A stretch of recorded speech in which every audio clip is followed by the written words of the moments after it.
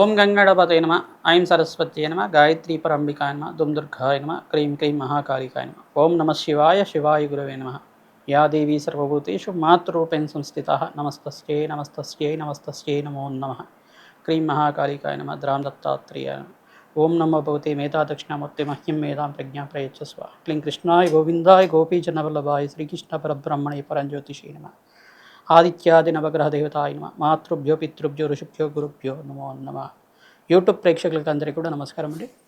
నేను పాలపర్తి గురునాథ శర్మ జ్యోతిషం వాస్తు సిద్ధాంతిని. మీకంతా కూడా గోచారీత్యా గ్రహాల యొక్క స్థితిగతి వాటి ప్రభావం అంతా కూడా మేషాది ద్వాదశ రాశుల వాళ్ళకి మాస ఫలితాల్లో భాగంగా విశ్లేషణ చేయడం జరుగుతుంది. ఈ రోజున మనమంతా కూడా మే నెల మాస ఫలితాలంతా కూడా గోచారీత్యా మేషాది ద్వాదశ రాశుల వాళ్ళకి ఎటువంటి ఫలితాలు వస్తున్నాయి తెలుసుకుందాం. ప్రధానంగా గోచార చక్రం అంతా కూడా చూసుకుంటే ఈ రకంగా ఉంది. గోచారంలో ప్రధానంగా శనీశ్వరుడు మీనరాశిలో సంచారం చేయడం, ప్రధానంగా అంగారకుడితో పాటు కలిగి మీనరాశిలో సంచారం చేస్తున్నారు. ప్రధానంగా చూసుకుంటే ఈ యొక్క అంగారకుడంతా కూడా మే నెలలో 13వ తారీఖు రోజున మేషరాశిలో సంచారం చేయడం, రాశి మార్పు అనేది జరుగుతుంది. మరియు ఇక్కడ రవి భగవానుడంతా కూడా మే నెల 14, 15 తారీఖులో అంతా కూడా మార్పు చెందడం అనేది, రవి సంక్రమణం అంతా కూడా ఈ యొక్క మేషరాశి నుంచి వృషభ రాశికి అంతా కూడా సంక్రమణం చేయడం జరుగుతుంది. బుధాదిత్య యోగం అంతా కూడా జరుగుతుంది. ప్రధానంగా చూసుకుంటే ఈ యొక్క రవిమంగళ యోగము, మళ్ళా కుజమంగళ యోగం అంతా కూడా జరుగుతుంది. ప్రధానంగా చంద్రమంగళ యోగం అంతా కూడా జరగడానికి ఆస్కారం ఉంటుంది. మేషరాశిలో అంతా కూడా అంగారకుడు మేషరాశిలో సంచారం చేస్తారు. తర్వాత రవి భగవానుడు బుధుడితో పాటు కలిగితూ ఉంటారు. మే నెల 14 తర్వాత వృషభ రాశిలో అంతా కూడా రవి భగవానుడు సంచారం చేయడం, ఈ యొక్క సంచారం అంతా కూడా ఈ రకంగా ఉంటుంది. ప్రధానంగా శుక్రుడు అంతా కూడా మే 14 తారీఖు తర్వాత వృషభ రాశి నుంచి మిథున రాశిలో సంచారం చేయడం, బృహస్పతి పాటు కలిగితూ ఉంటారు. ఈ యొక్క మిథున రాశిలో అంతా కూడా బృహస్పతి యొక్క సంచారం జరుగుతుంది. రాహు యొక్క సంచారం అంతా కూడా కుంభరాశిలో సంచారం జరుగుతుంది. కేతు యొక్క సంచారం అంతా కూడా చూసుకుంటే కేతు గ్రహం అంతా కూడా సింహరాశిలో సంచారం చేయడం జరుగుతుంది. తద్వారా ఈ గ్రహస్థితి అంతా కూడా చూసుకుంటే స్వల్పంగా కొన్ని రాశుల వాళ్ళకి ఇష్టమైన ఫలితాలు ఇవ్వడానికి ఆస్కారం ఉంటుంది. ఎటువంటి గ్రహదోషాలంతా కూడా ప్రామాణికంగా ఉన్నాయి. గోచార రీత్యా ఈ యొక్క గ్రహాల యొక్క ప్రభావం అంతా కూడా మానవాళి ఎటువంటి ప్రభావం అంతా కూడా చూపిస్తుంది. ప్రధానంగా చూసుకుంటే గ్రహస్థితి అంతా కూడా మెరుగుపడడానికి నవగ్రహ ఆరాధన చేసుకోవడం శ్రేష్టమైన ఫలితాలు ఇస్తుంది. జన్మాంతరమైన మహాపాతక దోష నివారణార్థం ప్రతినిత్యం కూడా జగన్మాత ఆరాధన చేసుకోవడం, దేవీ కట్మాల స్తోత్రం అంతా కూడా పఠించడం వల్ల అఖండ లాభాలు సిద్ధించడానికి ఆస్కారం ఉంటుంది. మేషాది ద్వాదశ రాశుల వాళ్ళకి ఎటువంటి ఫలితాలు వస్తాయో తెలుసుకుందాం. వృశ్చిక రాశి జాతకులకి ప్రధానంగా చూసుకుంటే మే నెల మాస ఫలితాల్లో భాగంగా ఎటువంటి గ్రహస్థితి అంతా కూడా అనుకూలంగా ఉందో తెలుసుకోవడం జరుగుతుంది. ప్రధానంగా వృశ్చిక రాశి జాతకులకి సప్తమ స్థానంలో సూర్య భగవానుడు బుధుడు యొక్క కలికి జరుగుతుంది. ఈ మాసంలో ప్రధానంగా 14వ తారీఖు తర్వాత బుధాదిత్య యోగంలో అంతా కూడా సూర్య భగవానుడు మార్పు చెందడం అనేది జరుగుతూ ఉంటుంది.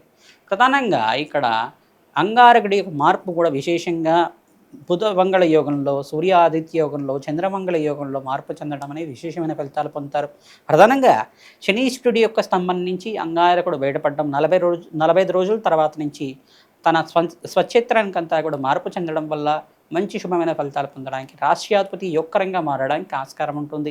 ప్రధానంగా సూర్య భగవానుడితో కలియిక ఉచ్చస్థానంలో ఉన్న సూర్యుడితో పాటు కలియికని జరుగుతూ ఉంటుంది. ఈ గ్రహస్థితి అంతా కూడా చూసుకుంటే విపరీత రాజ్యయోగానికి మంచి మార్గం అంతా కూడా శుభమైన మార్గంగా చెప్పడం జరుగుతుంది. మంచి కాలంగా చెప్పడం జరుగుతుంది. పట్టిందల్లా బంగారం అవడానికి, మీ మాటకి విలువ పెరగడానికి, వాక్చాతుర్యానికి, మంచి క్రియేటివ్ నాలెడ్జ్కి మంచి లాభాలు గణించడానికి ఆస్కారం ఉంటుంది. సినీ రంగంలో వాళ్ళకి మంచి లాభాలు గణిస్తూ ఉంటారు. ఆర్థిక రంగంలో వాళ్ళకి కూడా ఫైనాన్షియల్ ఇన్వెస్ట్మెంట్ చేసుకునే వాళ్ళకి, ఐటీ బిజినెస్ చేసే వాళ్ళకి మీకంతా కూడా మంచి లాభాలు గణించడానికి శుక్రుడు బృహస్పతి కలియిక వల్ల లాభాలు గణించడానికి ఆస్కారం ఉంటుంది. ప్రధానంగా సప్తమ స్థానం దృష్టి అంతా కూడా చూసుకుంటే రాశి మీద పడతా ఉంది. తద్వారా మంచి యోగకరమైన జీవితం జీవించడానికి, మంచి గవర్నమెంట్ కాంట్రాక్ట్స్ కోసం ప్రయత్నం చేసుకోవడానికి, మంచి లాభాలు గణించడానికి, ప్రమోషన్స్ రావడానికి కూడా ఆస్కారం ఉంటుంది. మంచి శుభమైన వార్త వినడానికి ఆస్కారం ఉంటుంది. 14, 17, 18, 27 తారీఖు లోపల మంచి శుభమైన వార్త వింటారు. లాభాలు గణించడానికి ఆస్కారం ఉంటుంది. స్వల్పంగా మీకు శ్రమతో కూడిన సంపాదన పెరుగుతుంది. తద్వారా మీకంతా కూడా చూసుకుంటే ఖర్చులు కూడా విపరీతంగా పెరుగుతుంటాయి. ఆకస్మిక ధనయోగ ప్రాప్తి కూడా లభిస్తూ ఉంటుంది. ఇటువంటి గ్రహస్థితి స్వల్పంగా మిశ్రమైన ఫలితాలు ఇస్తుంది. కావున ఈ గ్రహస్థితి నుంచి బయటపడడానికి ప్రతినిత్యం కూడా నవగ్రహ ఆరాధన చేసుకోవడం, ఆంజనేయ స్వామి వారికి తామలపాక పూజతో అర్చించడం, ప్రధానంగా హనుమత్ జయంతి రోజున అన్నదానం చేయించడం అఖండమైన పుణ్య ఫలితాలు ఇస్తుంది. ప్రతినిత్యం కూడా శుక్రుడికి, బృహస్పతికి, అంగారకుడికి, శనీశ్వరుడికి, రాహుకి జపాలు హోమాలు చేసుకోవడం వల్ల అఖండమైన శుభమైన ఫలితాలు పొందడానికి ఆస్కారం ఉంటుంది.